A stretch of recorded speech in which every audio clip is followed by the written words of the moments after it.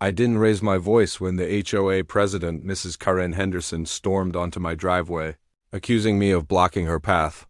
Instead, I calmly unfolded the certified letter from the city planning department and placed it on my hood. The letter clearly stated that the easement protecting my driveway was federally recognized, dating back to 1954, and no HOA rule could override that. Her face drained of color before she stammered, I need to call someone." I just nodded and waited. That was the moment I realized the tables had turned. I wasn't just a homeowner anymore, I was the one holding the power. Rewind several months.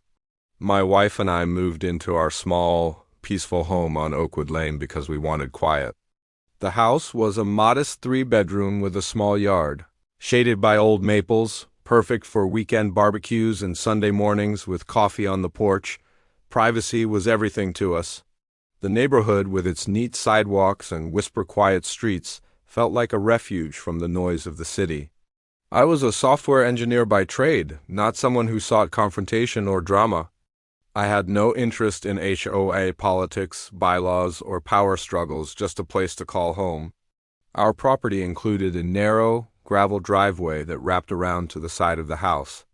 It was an old easement, something my title search had revealed early on, but no one had ever challenged it. Life was simple, peaceful, and exactly how we wanted it. Then came the first fine. The notice arrived on a Tuesday, a $200 fine for obstruction of community access, because the HOA claimed my driveway blocked common area use. The letter was vague, referencing Article 7, Section 3 of the HOA's bylaws, but provided no specifics. I was baffled. My driveway was on my property, or so I thought. I called the HOA management office, polite but confused. "Can you explain what exactly I'm blocking?" I asked. The receptionist hemmed and hawed about shared driveway concerns and neighbor complaints. I was confused, but I still kept my tone respectful. After all, I had no reason to assume bad faith. That's when things started escalating. I sent emails citing the property deed, the original survey, even attached copies of the city's easement records. I requested meetings to clarify the misunderstanding.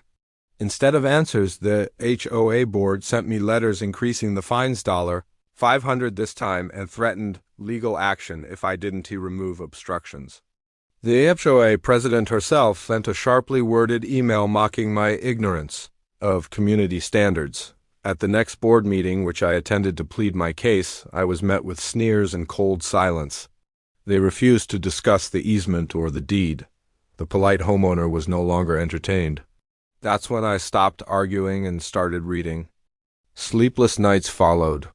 I pored over every document I could find: county zoning codes, federal easement laws, past meeting minutes, and even state statutes on homeowner associations.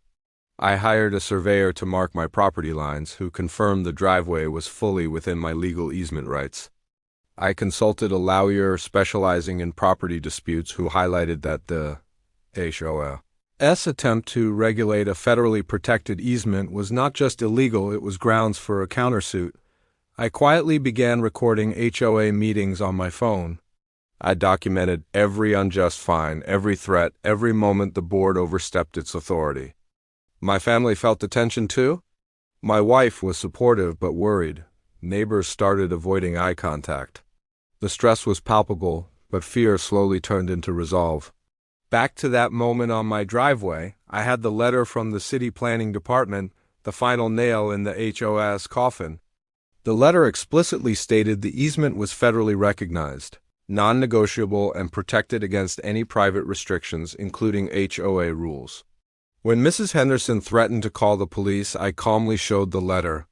I reminded her that any attempt to block my legal access could result in personal liability. Her smirk faltered as her phone trembled in her hand.